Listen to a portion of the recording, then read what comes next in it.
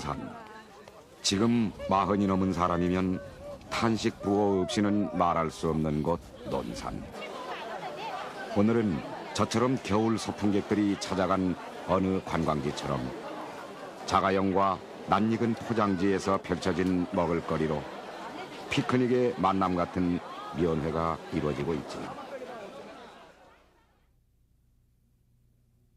그러나 오늘 이병인 저 아들의 아버지가 무등병이었던 30년 전 그 얼음에는 새벽 기차와 신장로의 버스길, 그리고 차부라고 불리던 터미널을 헤매며 아들을 찾아가던 늙은 어머니와 터지고 갈라진 손등을 감추며 굳어진 떡 앞에서 일빵빵 혹은 이른바 와리바시 군번의 아들이 눈물을 흘리던 면회가 있었습니다.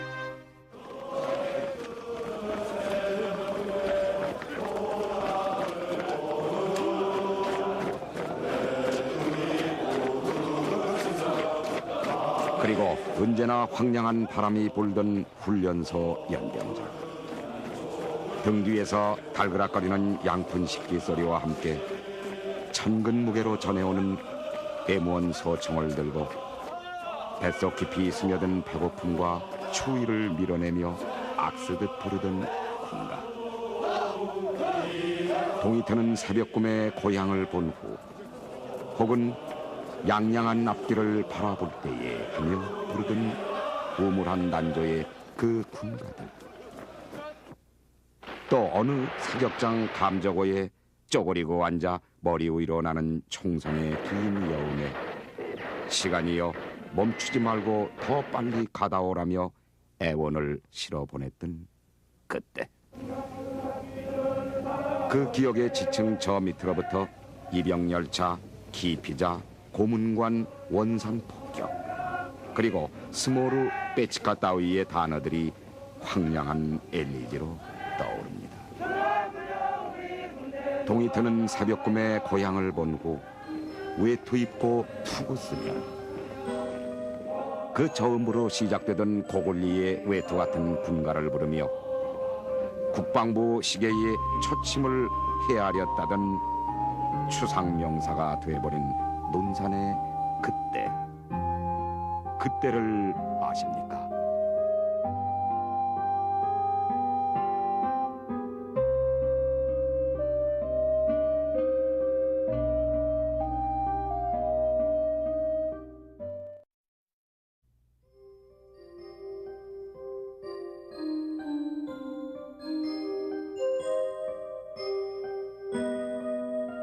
전선이 나무로만 밀리던 1950년 가을, 경상북도 어디쯤일 듯 싶은 한 학교 운동장은 병영으로 변해 있었습니다.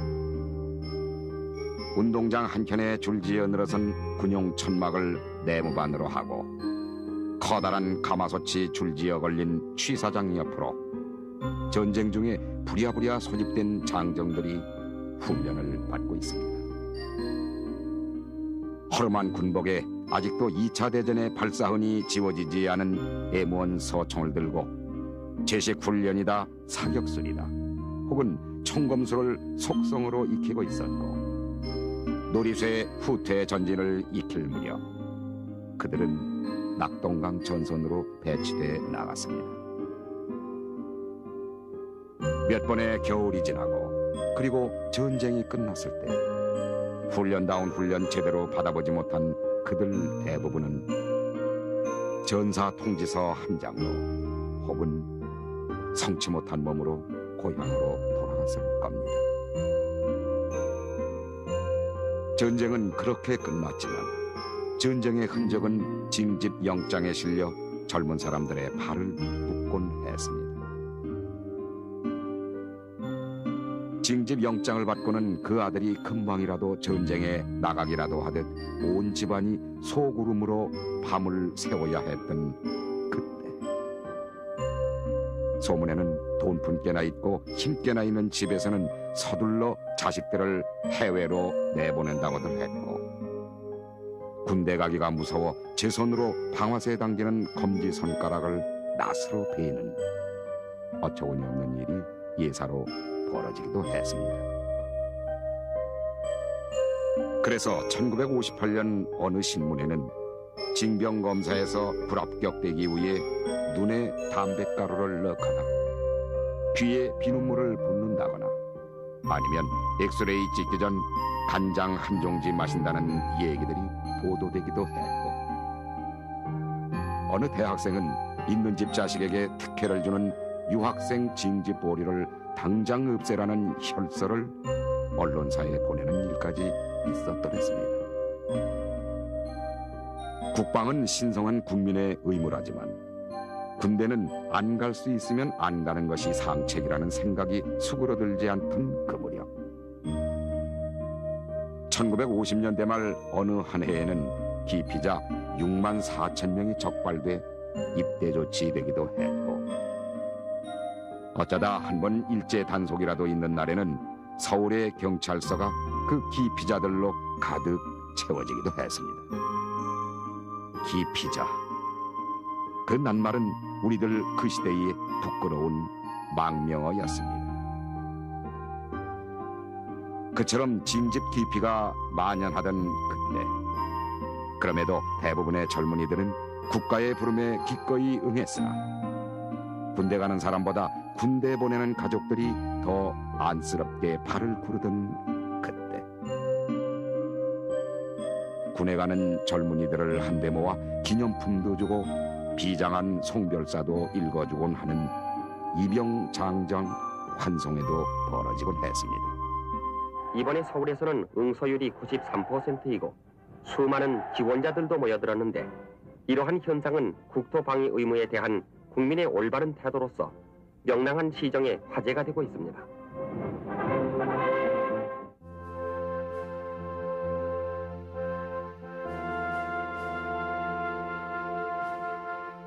입대 영장을 받은 젊은이는 며칠씩 이리저리 불려다니며 막걸리를 들이켰고, 그리고 이병전야, 풀떼죽으로 연명하긴 했어도 입대 전날만큼은 중딱 한 마리 고아 올려놓고서 어머니는 아들이 입고 갈 사루마다 고무줄을 비집고 을마에 지전을 밀어넣거나 속옷 어디쯤엔가 돈이 들어갈 비닐 주머니를 바늘로 촘촘히 꿰매며 눈물을 찍어내곤 했습니다.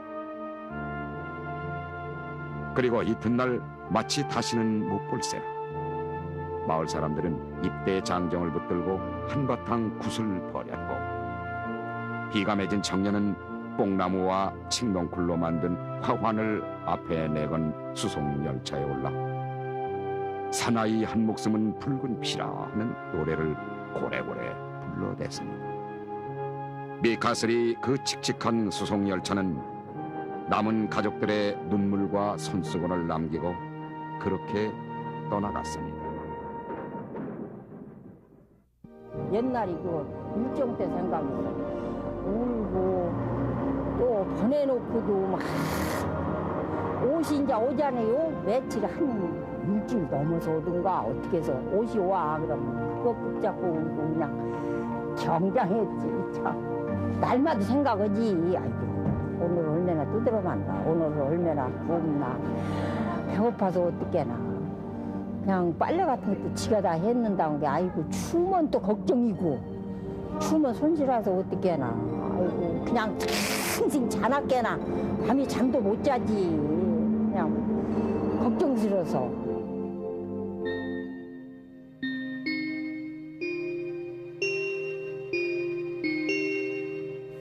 3년 세월은 그렇게 시작됐습니다. 계백 장군의 넋이 어린 황산벌 300만 평에 세워졌다는 논산 훈련소. 전국 8도에서 모여든 장정들은 모두가 제각각이었습니다. 서울 장정, 시골 장정에 대졸 장정, 국졸 장정이 구별이 없었고, 몇 번씩 기피하다가 혹은 호적 나이가 잘못돼 입소한 애범 장정도 흔해 휴전 이듬해에야 정문이 완공된 이 훈련소에는 보낸 남편 문 빌고 평화농촌 건설하자 따위의 표가 내걸렸더랬습니다.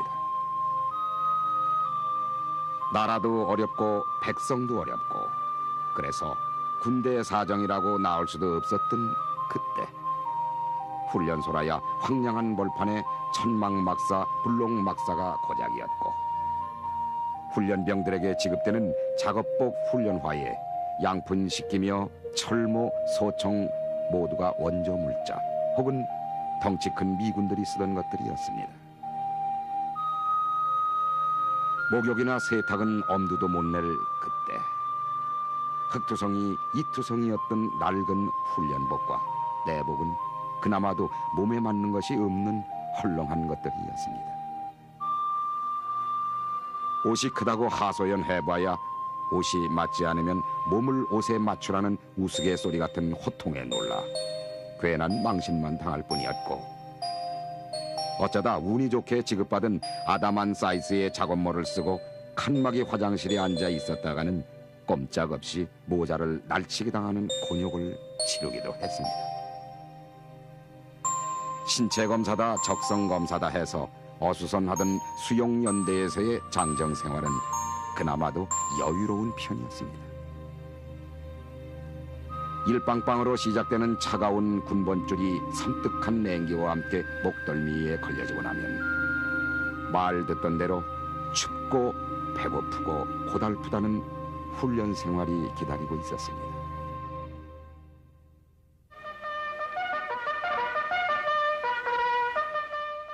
훈련병의 하루는 늘 차가운 새벽 공기를 뚫고 날아와 요란스럽게 잠을 깨우며 새벽의 단꿈과 현실을 냉정하게 갈라놓곤 하던 기상나팔 소리와 함께 시작됐고 아침 구보를 할 때는 을에 동이 트는 새벽 꿈에 고향을 본 후 하는 군가를 부르며 새벽 꿈의 허전함을 달래곤 했습니다. 훈련이야 예나 지금이나 육체적으로 버겁기야 마찬가지이지만 원산 폭격, 한강 철교, 토끼 뜀뛰기, 기합의 종류는 한이 없었고 기합줄 명분도 끝이 없었습니다. 거기다 교관이나 조교들은 어찌 그리 눈이 좋고 귀가 밝은지 선착순 집합이 늦는 신병들에겐 훈련화 문수가 보인다고 야단치고 눈알 고르는 소리가 자갈밭에 마차 고르는 소리 같다고 호통치니 참 놀라운 능력이었습니다. 눈썹이 휘날리도록 뛰어야 했던 선착순 행사나 좌로 굴러 우로 굴러 혹은 낮은 포복 등의 고된 훈련에도 약간의 우연이 있다면 그건 고문관이 만들어주는 짬이었습니다. 오른발과 오른팔이 함께 올라간다든가 혼자서만 우이양 앞으로 가버려서 모두에게 안타까움과 속없는 웃음을 제공하던 고문관.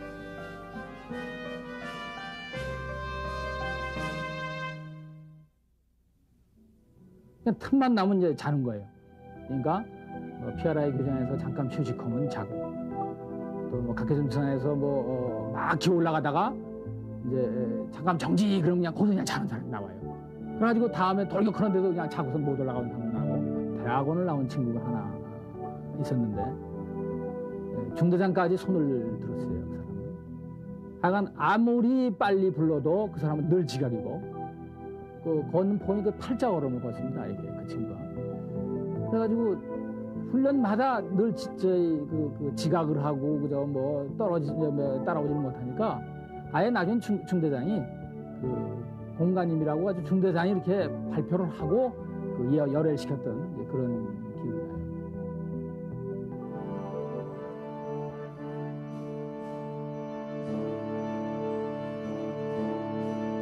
그러나 그 고문관 동료까지도 오와열을 맞춰 씩씩하게 행군을 하게 될 정도로 이른바 사회물이 다 빠져도 훈련으로 익숙해지지 않는 일이 있었습니다.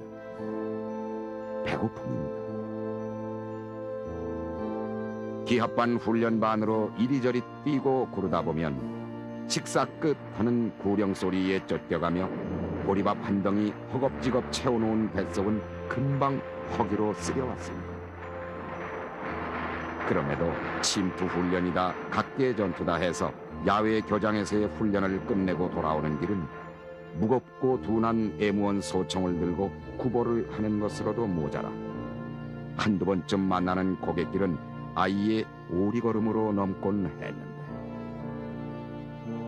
그래서 훈련병들은 배가 고프고 힘들다 못해 눈물이 절로 난다 해서 눈물고개니, 숨이 넘어갈 것 같다고 해서 깔딱고개니 하는 별명을 붙이곤 했습니다. 그렇게 고된 훈련을 마치고 나면 허기는 뱃속 깊이 저려와 보리밥 몇 사발로도 모자라겠건만 취사병은 언제나 뒷박살 깎아내듯 보리밥을 깎아내렸고, 그러면 훈련병들은 양푼 식기 바닥을 눌러 보리밥 한 숟갈이라도 더 타려고 기를 썼고, 또 어떤 훈련병은 한 번 타먹고 슬며시 줄 뒤로가 배식 창구에 식기를 디밀다 쫓겨나는 무안을 당하기도 했습니다. 추석이니 설날이니 해서 명절 때 나오는 특식이라야 황후도강탕. 황소가 건너간 듯 고기 한 점 보이지 않는 고깃국과 염정 무국이 고작이었던 그때. 그래서 훈련병들에게는 늘 허기가 붙어 다니던 그때. 야외 교장의 이동주보는 배고픈 훈련병들의 둘도 없는 해결사였습니다. 휴식 시간이 되면 배고픔을 참지 못한 먹성 좋은 훈련병들은 조교들의 눈을 피해 화장실 가는 척 근처 숲속으로 숨어들곤 했는데, 그곳에는 늘 이동주보라 부르던 광주리 장수가 있어 속옷 비밀주머니에 꼬깃꼬깃 넣어둔 비상금을 털어 떡이며 과일이며 찐 달걀 따위로 허겁지겁 배를 채우곤 했습니다. 논산훈련소의 강병 육성 포스터에서처럼 배불리 먹는 것이 강병으로 표현되던 그 시절에 훈련병들의 배고픔을 더욱 참을 수 없는 고통으로 만들던 것은 병사들이 먹을 쌀이며 부식이며 또 피복이며 휘발유 따위의 군수물자를 밖으로 빼돌려 팔아치운다는 사실이었습니다.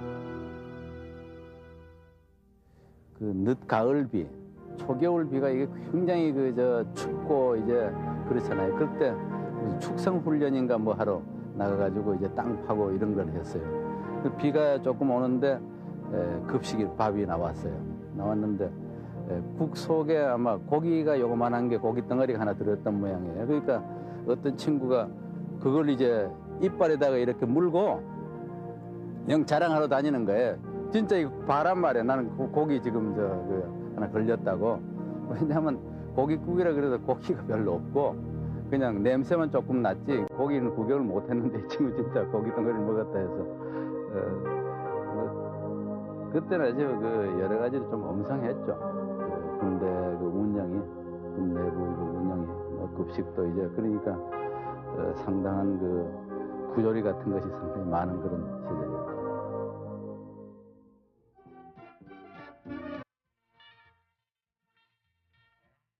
향기 품은 군사우편이란 흘러간 옛 노래를 기억하십니까? 50년대 유행했던 이 노래는 행주치마 씻은 손에 또는 돌아가는 방앗간에 그리고 밤이 늦은 공장에서 받는 군에 간 님소식은 향기를 품고 있다고 구성지게 읊고 있습니다만, 사실 그 님들의 위생 상태는 그리 향기롭지가 않았습니다. 터무니없이 큰 옷으로 황산벌의 먼지바람 속에 길하면 기고 박으라면 박으면서 하루를 보내고, 양철지붕 내무반에 돌아오면 총기는 반드시 닦지만 정작 훈련병 스스로는 세수조차도 하기 어려웠습니다.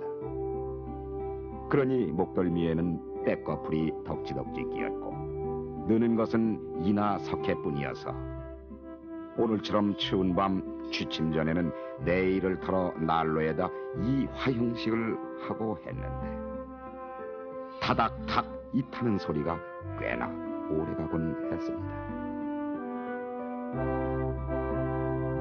어쩌다 일요일이면 얼음장을 깨고 빨래를 하기도 했지만 떼국이나 겨우 지울 뿐 옷만 너덜거리게 만든다는 핀잔 듣기 일쑤였고, 물 한 번 뒤집어 쓰고 나면 목욕 끝소리에 비누질 그대로 칫솔을 문 채 끝내야 했던 목욕도 요즘 와서 회고하는 추억거리로만 남아 있습니다.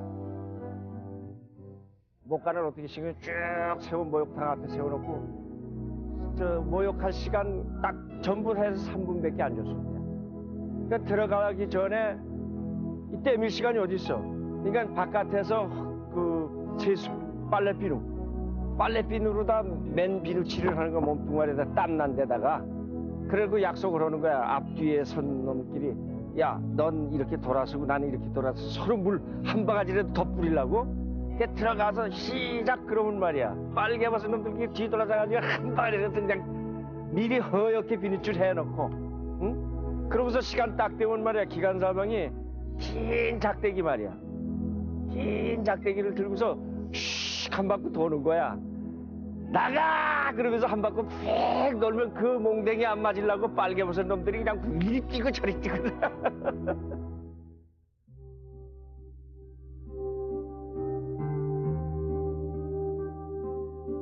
이윽고 존경심으로만 바라보았던 조교의 각진 동작이 차츰 자기 모습이 되고, 샛노란 개나리가 만발한 막사 옆에서 신참이 닦아주는 군화를 신을 무렵 고참 신병은 슬슬 앞으로 배치될 차대 걱정을 하게 됩니다.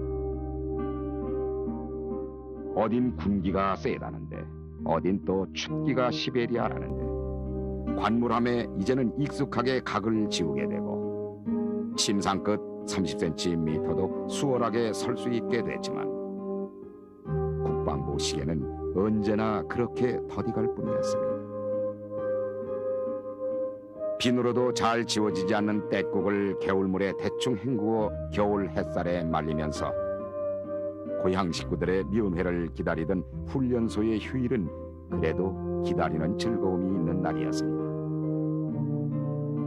하루 한 번 지나가는 버스를 물어물어 신병 훈련소에 찾아온 부모 앞에 선 훈련병 아들은 눈물 한 번 찔끔 비치고는 손발이 트고 목덜미에 떼꺼풀이 덕지덕지 낀 채로 어머니가 보자기에 싸운 떡이며 과일을 허겁지겁 먹어대곤 했습니다.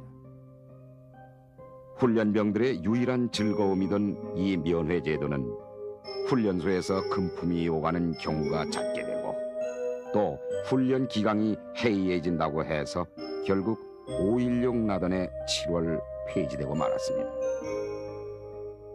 그러나 그 이듬해 여대생 애인에게서 온 편지를 뜯어보고 기합을 주는 고참병을 해친 이른바 최영호 사건이 터져 자식 군대 보낸 부모들이 애를 태우며 논산훈련소로 몰려들기도 했었습니다.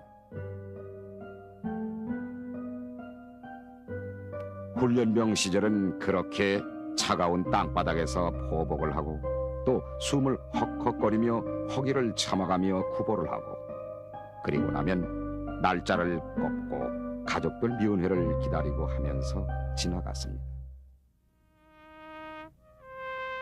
그리고 30년, 40년 진원곡을 취침 나팔 소리로 들으며 잠들곤 했던 그때 우리들의 무등병 시절은 그럼에도 불구하고 나라와 우리 모두의 성인 의식이었습니다.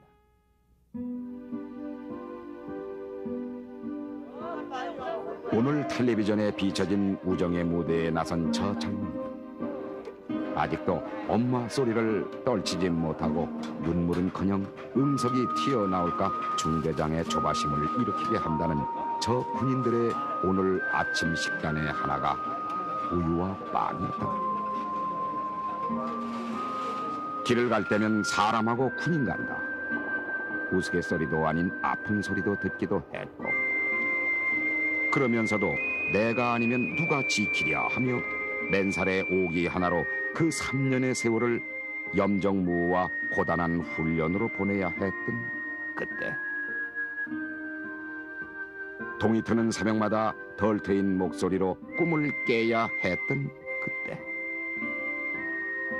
식사 잘했냐로 시작되던 훈련과 깔딱고개 구보로 끝나던 우리들의 황량했던 훈련병 시절. 오늘 자유급식이다, 모병 세일즈다 해서 괄목의 세월이 찾아오는데, 그때 우물한 단조로 부르던 동이 트는 새벽 꿈의 그 군가는 이제는 체보할 수 없는 노래로 흩어져 가고 있습니다.